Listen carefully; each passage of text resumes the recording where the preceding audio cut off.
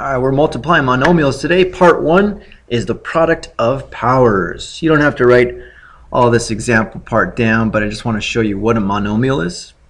You can kind of take a look. Hey, this is called a monomial. You can see the things that it's made up of. Right? And we'll talk a little bit more about that next. Your essential question today is, how can you use properties of integer exponents to simplify algebraic expressions? Huh? Yeah, there's some kind of property, some kind of rule about integers. We know what integers are. It's positive and negative whole numbers that are exponents, that little number, to simplify algebraic expressions, to make things easier when dealing with letters and numbers. Cool. So what's a monomial? Monomial, a number, a variable, or a product of a number and a variable. Interesting. Let's start off a good question. Can you think of any other words that have the same prefix, mono? Not mono, okay, not this, but mono. I wonder if you think of any other words that start with that same prefix, and I bet you can figure out what mono is referring to. All right, we're going to get started with an example, similar to the previous video that you watched on powers and exponents.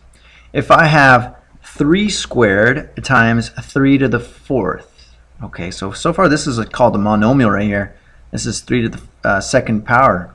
Okay, it's no variables, but that's okay. We're going to multiply those two together, and if you remember from the previous video, that means that I have 2 factors of 3 in the first one and 4 factors of 3 in the second one. And so altogether, I really have 6 factors of 3. I wonder, is there any way that I could probably not write all this out, skip this step, and go from here to here? Can you see what's happening? No, you say? Don't worry, we're going to show you right now. Let's take a look at this next one. A squared times, what am I talking about? 5 squared times 5. All right. 5 squared means I have 2 factors of 5, and then 5 is just 1 factor of 5. So altogether I have 1, 2, 3 factors of 5. My answer is going to be 5 to the 3rd. Can anybody see? Use our Jedi powers and see how the heck can we go from here to here? You guessed it. It has the same base. 5 is the base here. 5 is the base here. So therefore, if they have the same base, you can add the exponents. But you say, wait, Mr. Ramos, right here, I'm looking at this. There is no number. In mathematics, when we don't write a number here, we know this is to the 1st power. Okay? We obviously see 1, 5, so that's 5 to the 1st power. Therefore, I take 2 plus 1, which is 3. Now, I know what you're thinking. You're saying, Mr. Ramos, more examples, please. Keep it coming. I got you. Here we go. C to the 3rd times C to the 5th. I'm not going to break it all up. They're going to have the same base, but let's use a little property that we've explored here. Same base, exponents get added together. You should have C to the 8th. All right, hopefully you're getting that. If not, don't worry, we'll spend time in class. But I think it's time for a little bit more of a challenge, don't you say? Bam! Challenge it is. Okay, it's really not that hard, but we're going to go and show you how to do this.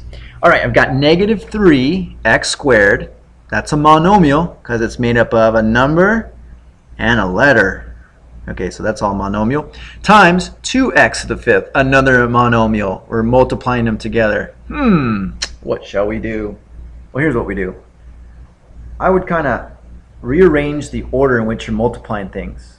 Okay? There's a property called the commutative property of multiplication. It says, hey, if you're multiplying stuff like negative 3 times x squared times 2 times x to the 5th, you can rearrange those numbers and letters however you want, as long as you multiply them all. So great. I'm going to go ahead and multiply the numbers first. Negative 3 and 2, which is going to be negative 6. And then x squared times x to the 5th. Aha! Same base, exponents I add together. And I get negative 6x to the 7th power. All right, so you can kind of get it right now. Maybe you're like, I got this, I think. Maybe some of you are like, what is going on? I'm going to replay this. Well, we're going to do one more example. Let's see if you can get this one. All right, negative 2m squared times negative 8m to the 8th. Interesting. I'm going to go ahead and start by rewriting this bad boy. I'll split it all up. I took a smaller step here. So I'm going to split this -2 times m squared. I just kind of split them up.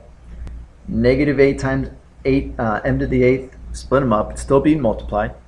But then I'm going to rewrite it and reorder it using the commutative property of multiplication, which you learned in elementary school, but we're just reviewing here. That means I'm going to take the numbers part, the -2, -8, multiply that first, and then I'm going to do the variables part, m squared times m to the 8th. All right, so -2 times -8. So negative times negative is positive. That gives you positive 16. And same basis, so we add the exponents. That's m to the 10th power. So hopefully you guys got a better understanding of that. If not, again, come to class with questions so we can address those.